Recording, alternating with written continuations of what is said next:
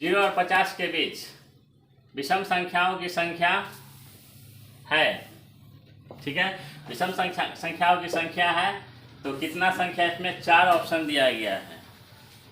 ठीक है, एग्जाम में इस बार जो है तुम लोग को बिहार बोर्ड के एग्जाम में ऑब्जेक्टिव से रिलेटिव क्वेश्चन सब जो दिया गया है वो हम लेकर के आए हैं। यहाँ है ए में, यानी संख्या है कितना, तो ए में दिया हुआ है 26, बी में दिया हुआ है 25, सी में दिया हुआ है 27, डी में दिया हुआ है 24।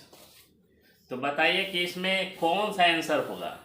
हमको चूज करना, हमको मालूम तो नहीं है, तो इसको शॉर्टकट फॉर्म से निकालना है।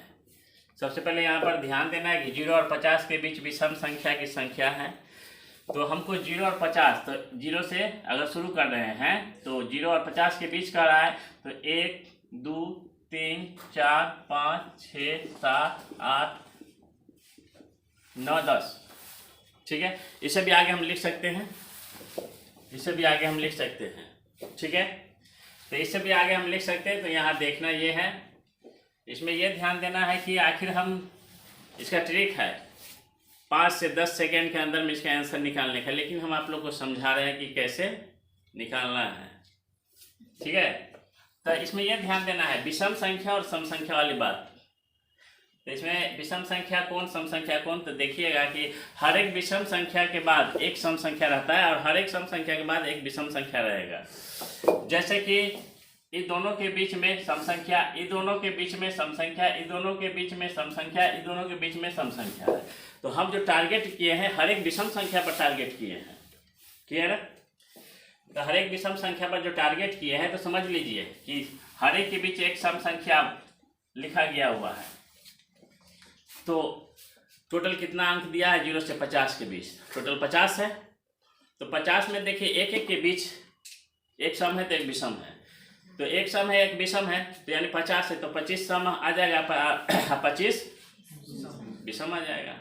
बस यही है।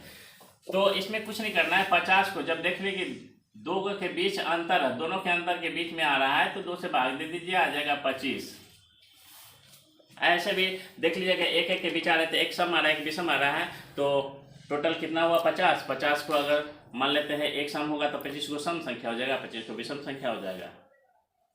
बस वही। और दूसरा ट्रिक यहाँ पर समझना वही है कि टोटल 50 संख्या है और एक के बीच सम आ रहा है एक के बीच सम, तो बस उसको तुरंत क्या करना है, 50 को 2 से भाग दे देना है, जो आएगा उसका आंसर यही होगा 25।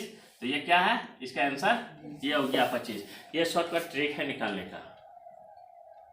ठीक है, फिर अगला क्वेश्चन। अब अगला क्वेश्चन ये है कि 5, 15 और 20 के लौसा और मौसा का अनुपात है, यानी लौसा और मौसा का अनुपात है, मतलब लौसा और मौसा का इस चारों में से क्या अनुपात होगा वो निकालना है। तो पहला अनुपात दिया है 9:1, 4:3, सी में दिया 11:1, डी में ठीक है 12:1। तो लौसा और मौसा का अनुपात निकालना तो पहले भी हम बताए हुए हैं, थोड़ा ध्यान से देख लीजिए। यहाँ 5, इसमें क्या करना है, सबका अनुपात, यानी सबका लौसा और मौसा निकालने के लिए हमको सबको पहले गुणनखंड करना पड़ेगा। ठीक है, तो गुणनखंड करना पड़ेगा। तो पहले पहला नंबर में ले लेंगे 5, 5 का गुणनखंड 1 × 5, यानी 1 × 5, 5 का गुणनखंड यही ना होगा गुणनखंड। अब आ गया 15, 15 का गुणनखंड लेना है, तो यहाँ पर हो जाएगा 3 × 5, 5 × 15। और 20 का गुणनखंड अगर निकालना है तो लो, 20 का गुणनखंड निकालना है, तो यहाँ पर नहीं अगर समझ में आएगा तो 20 का गुणनखंड ऐसे तोड़ दीजिएगा, 2 से 2 दही के 20, यानी 10 × 20 और 2 से 2 × 5 10, यानी 2 × 4, 4 × 5 20 तोड़ दिए, 2 × 4 और 4 × 5 20 टूट गया। अब इसमें हमको कहा है कि दोनों का अनुपात, लौसा और मौसा का अनुपात निकालने के लिए, तो सबसे पहले हम इसमें इसका तो गुणनखंड किए हैं 5, 15 और 20 का, फिर इसका लौसा निकालना है, फिर मौसा निकालेंगे और फिर दोनों का अनुपात निकालेंगे। ठीक है, तो यहाँ पर देखना है कि लौसा निकालेंगे, तो लौसा लघुत्तम, लौसा का मतलब लघुत्तम समापवर्तक, लौसा निकालना है तो लौसा लॉसा में क्या करना है, इसको कैसे ज्ञात करना है कि लॉसा अगर जो निकले या नहीं निकले सबको, यानी जो मिलेगा सो भी या जो नहीं मिलेगा सो भी, उसको भी लिखना है। जैसे कि इसमें क्या करना है, 1 गुने 5, ठीक है। तो इसमें 5 तो तीनों में मिल रहा है, तो तीनों 5 के लिए 1 5 हो जाएगा। हम यहाँ पर जब तक लिख देते हैं, और इसमें बाकी जो रह गया है उसको भी लिखना है। जैसे 1 नहीं लिखाता है, 3 है, 2 गुने बच गया है, तो 2 गुने ये 3 बच गया है, और तीनों 5 के लिए 1 5 यहाँ पर लिखाएगा। तो इसका आंसर कितना आएगा, 5 तिया 15, 15 दूना 30, 30 दूना 60। ये लॉसा निकल गया, ठीक है। अब मान लेते हैं मौसा निकालना है, मौसा निकालना है महत्तम समापवर्तक। तो मौसा निकालने के लिए क्या करना पड़ेगा हमको कि मौसा का मतलब होता है कि इसमें जो तीनों में जो मिलेगा, जितना गुणनखंड हम तोड़ेंगे और उसमें जो सब में 1 1 मिल जाए अंक, जो भी अंक तीनों में मिलेगा उसको हम बाहर निकाल लेंगे। जैसे कि इसमें तो 1 कहीं नहीं है, 3 भी तीनों में नहीं है, 2 भी तीनों में नहीं है, तो ये सब नहीं होगा। लेकिन 5 5 5, ये 5 तो तीनों में है, तो इसका लॉसा, ये मौसा, इसका महत्तम समापवर्तक क्या होगा, 5 होगा, ठीक है। क्या होगा, 5 होगा। तो यहाँ पर हम महत्तम समापवर्तक 5 लिख देंगे। तो लॉसा 60 आया, महत्तम समापवर्तक 5 आया। अब दोनों का अनुपात निकालना है, तो लिखेंगे, तो लॉसा का अनुपात, लॉसा मान लेते हैं लॉसा अनुपात मौसा, या अनुपात भी लिख सकते हैं, या लॉसा बट्टे मौसा भी लिख सकते हैं। अनुपात निकालना है तो इसको डायरेक्ट देखिए, 60 अनुपात, आप 60 अनुपात कितना है, 5 है मौसा, तो 5, ठीक है। 5 से 5 गए 5, या 12 5 60, इतना आ गया, 12 अनुपात 1 आ गया। तो इसमें आंसर जो है 12 अनुपात 1 कहीं पर है, ए में नहीं है, बी में भी नहीं है, सी में नहीं है, डी में तो है 12 अनुपात 1। तो इसका आंसर यही आया, 12 अनुपात 1 है। फिर ऐसा भी देखना है कि एक और तरीका इसका दिखाते हैं। अगर मान लेते हैं इसको इस तरीका से नहीं तोड़ना है, तो दोनों का अनुपात अगर शॉर्ट ट्रिक में लाना है तो डायरेक्ट इसको गुणनखंड तोड़ के इतना लाना है, और इसको जो है यानी अनुपात लॉसा बटे मौसा कर देना है। लॉसा बटे क्या करना है, मौसा करना है, और 60 बटे 5 कर देना है। 12 पंचे 60 बराबर 12 बटे 1 आया, तो इसको हो जाएगा 12 अनुपात 1। तुरंत ये 1 मिनट के अंदर निकल जाएगा, इसमें ज़्यादा समय नहीं लगेगा। आप लोग को समझाने के लिए हम इतना बारीकी से तोड़े हैं इसको, ठीक है। तो इसका आंसर आ गया 12 अनुपात 1, ठीक है। अब इसका अगला क्वेश्चन, ठीक है, अगला प्रश्न, ये निम्न में कौन अपरिमेय संख्या है, ठीक है। तो आप लोग समझ रहे हैं कि कौन परिमेय संख्या, कौन अपरिमेय संख्या है। तो निम्न में यहाँ पर यह ध्यान देना है कि मान लेते हैं कि कभी आपको मतलब एग्जाम में दे दिया गया कि निम्न में कौन अपरिमेय संख्या है, कौन परिमेय संख्या है, तो आप कैसे पहचानेंगे कि ये परिमेय है और ये अपरिमेय है। जानकारी नहीं है, जानकारी होने के बावजूद अगर भूल गए तो आप इसका जो है, तो इसमें सीधा सीधा बताया गया है कि परिमेय संख्या जो सबसे अलग होता है, जो न रूट में हो, ठीक है, सिंगल पर्सन होता है वो। ये सिंगल पर्सन का मतलब हो गया कि जैसे कि 4 हो, 5 हो, 6 हो, 7 हो, नहीं इसके आगे पीछे कोई कुछ नहीं हो, तो ये क्या चीज़ में कहलाएगा, परिमेय संख्या में कहलाएगा, ठीक है। सिर्फ ये होना चाहिए ना, पाई में आना चाहिए। पाई जैसे कि पाई में आ जाता है तो वो भी नहीं होना चाहिए, लेकिन हाँ बट्टा में रहेगा चलेगा, कोई दिक्कत नहीं है, बट्टा में चलेगा, लेकिन ये रूट में नहीं आना चाहिए। और रूट में विषम संख्या में अगर रहा तो वो परिमेय संख्या होना ही होना है, ऊपर में कभी नहीं हो सकता है। रूट में अगर आपका सम संख्या में है तो भी मान लेते हैं कि रूट में सम संख्या में अगर 10 आ गया, ठीक है, तो 10 आ गया, ये सम संख्या है, अगर 10 आ गया तो ये भी परिमेय संख्या नहीं है। तो समझेंगे कैसे कि परिमेय संख्या नहीं है, क्योंकि यहाँ भी रूट में 10 दिया हुआ है। तो समझेंगे यहाँ पर यह ध्यान देना है कि अपरिमेय संख्या की परिमेय संख्या है। तो हम तो पहले बोले हैं कि जो सम संख्या रहेगा उस परिमेय में, लेकिन सब सम संख्या परिमेय में नहीं आएगा। जैसे कि रूट 10 सम संख्या है। अगर इसको तोड़ने पर तो रूट अंडर 2 पंचे 10। अब बताओ इसका कोई जोड़ा मिला अंदर? नहीं मिला, बाहर नहीं निकल पाया रूट से, तो रूट में रह गया ना। तो इसी कारण से ये परिमेय संख्या हो गया। ठीक है, तो यहाँ पर वही कहा गया है कि रूट 10 है। ठीक है, इसका गुणनखंड अगर तोड़ते हैं हम तो 2 पंचे 10, यानी इसका रूट टूटेगा ही नहीं टूटेगा तो ये आएगा ही नहीं आगे, तो ये अपरिमेय संख्या हुआ। ठीक है, ये परिमेय संख्या में नहीं हुआ। जो संख्या अगर रूट से बाहर है वो परिमेय संख्या है, रूट के अंदर अपरिमेय संख्या है, क्योंकि सारा संख्या तुमको रूट में दिया हुआ है। सारा संख्या कितना दिया हुआ है? रूट में दिया हुआ है। तो यहाँ पर ध्यान देना है। फिर नंबर 2 को तोड़ना है, यहाँ है 24 यानी 24। ठीक है, इसको भी गुणनखंड करके तोड़ेंगे तो देखेंगे यहाँ ये तो रूट 10 ही रहेगा। फिर इसको तोड़ना है तो 2 दूना 4, 4 दूना 8, 8 3 24 तोड़े। इसमें जाति मिला के देखें तो ये डबल मिल गया और इसका नहीं मिला, तो ये 2 को 2 के लिए 1 तो बाहर निकालेंगे, बाकी 3 दूना 6 अंदर रह जाएगा। तो यदि रूट से बाहर नहीं निकल पाया तो ये भी क्या हुआ? अपरिमेय संख्या हुआ। ठीक है, और उसके बाद अगला देखना है कि 35 है। 35 को भी तोड़ देंगे। 35 को भी रूट में अगर तोड़ रहे हैं तो 7 5 यानी 5 7 35। क्या ये टूट पाया? इसका जोड़ा मिला? नहीं मिला तो रूट 35 उसी तरीका से रह जाएगा रूट में ही।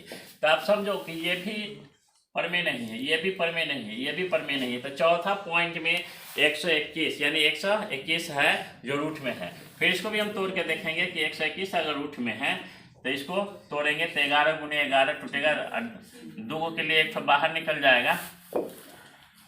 अब बताओ, ठीक है, यानी 121 का अगर हम एलसीएम विधि से तोड़ रहे हैं तो अगर है 121 हो रहा है ना, हो रहा है।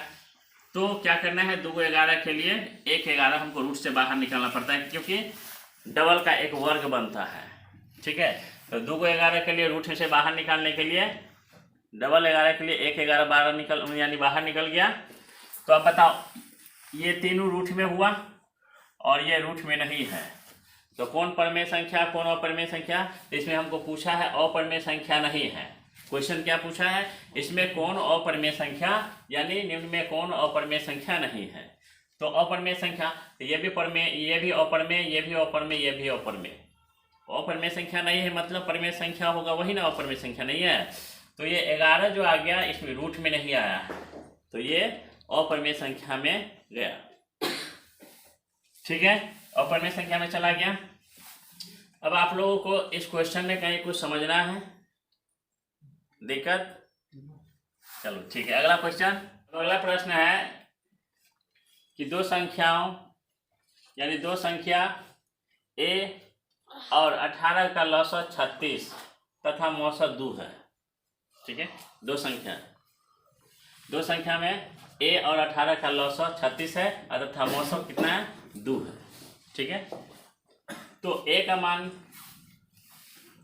है, यानी a का मान क्या होगा, क्या है? इसका कहने का मतलब वही हुआ, ये 4 ऑप्शन दिया है तो 4 में से कौन सा a का मान है? तो a का मान तो हमको पता करना पड़ेगा। तो इसको शॉर्टकट में निकाल दे स्पीड में या थोड़ा लो करके। शॉर्टकट में देखना है तो पहले फार्मूला आपको, ये 6th क्लास में भी ऐसा सवाल पूछा जाता है। ठीक है, 6th क्लास में भी 7th क्लास में भी ऐसा सवाल पूछा गया है। जो आप लोग को फार्मूला पहले दिया जाता था। ठीक है, जैसे एक संख्या अगर निकालना है हमको तो यहाँ भी फार्मूला हम बता देते हैं। जैसे कि एक संख्या बराबर क्या लिखते थे पहले, लॉस, फार्मूला है ये, लॉस गुने मौस बटे दूसरी संख्या, ये फार्मूला है। अगर मान लेते दूसरी संख्या निकालना है, एक संख्या लिखना हम भूल गए थे, अगर दूसरी संख्या लिखना है, ठीक है, दूसरी संख्या अगर निकालना है तो बस वही सिस्टम रहेगा, लस गुने मौस बटे एक संख्या या पहली संख्या, इसमें कुछ भी लिख सकते, एक संख्या या पहली संख्या, बात बराबर है। दोनों एक संख्या लिखे या दूसरी संख्या लिखे, बात बराबर है, ठीक है। तो फिर इसमें वही चीज कह रहा है कि एक संख्या, फिर लॉस अगर निकालना था तो मौसक ने पहली संख्या बटे दूसरी संख्या, ये भी सिस्टम में आता था, ठीक है। लेकिन अब इसमें यहाँ पर हमको इसी दोनों फार्मूला में से एक फार्मूला इसमें यूज करना है। क्या यूज करना है कि अब हमको कह रहा है एक मान निकालने के लिए, तो हमको तो भाई एक संख्या ये हुआ, दूसरी संख्या ये हुआ, लॉस वहाँ हुआ, मौसम वहाँ हुआ, सब तो दिया हुआ है ही, ठीक है। तो एक संख्या ना हमको निकालना है, यानी पहली संख्या ना निकालना है। तो पहली संख्या निकालना है तो यहाँ पर देखना होगा, लिखना पड़ेगा कि पहली संख्या या पहली संख्या बराबर ये हो गया a, दूसरी संख्या बराबर कितना हुआ, दूसरी संख्या बराबर 18, एलसीएम कितना है, लॉसा कितना है, तो लॉसा इक्वल टू 36 दिया हुआ है, मौसा कितना दिया हुआ है, मौसा दिया हुआ है 2, ठीक है, मौसा 2 दिया हुआ है। तो अब हमको निकालना क्या है, अब हमको निकालना यही है कि हमको ए का मान निकालना है। तो ए का मान मतलब पहली संख्या निकालना है। तो फार्मूला हम बैठा दे रहे हैं, उसके बाद इस सबको बैठाएंगे, फिर तुरंत काट के आंसर आ जाएगा तुरंत, ठीक है। फार्मूला अगर आप लोग को याद रहेगा तो आप शॉर्ट फॉर्म में भी इसको बैठा के तुरंत काट करके 10 से 15 सेकेंड के अंदर इसका आंसर आप निकाल सकते हैं। 10-15 बहुत हो गया, 10 सेकेंड में, ठीक है। यहाँ करना क्या है हमको, अगर पहली संख्या निकालना है तो पहली संख्या बराबर लिखेंगे, ठीक है। तो पहली संख्या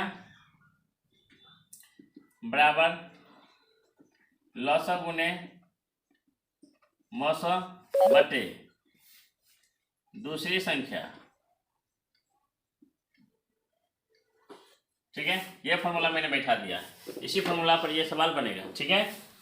तो यहाँ पर क्या करना है, पहली संख्या क्या दिया हुआ है, ए दिया हुआ है। तो ए बराबर लॉसा कितना दिया हुआ है 36 गुने मौसा कितना दिया हुआ है 2 बटे दूसरी संख्या कितना दिया हुआ है 18, ठीक है।